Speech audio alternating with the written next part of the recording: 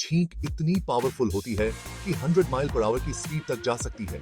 छींक तो असल में हमारी बॉडी का डिफेंस सिस्टम है। जब नाक में धूल, मिट्टी या कोई बैक्टीरिया घुसता है तो ये हमारी जान बचाने के लिए होती है।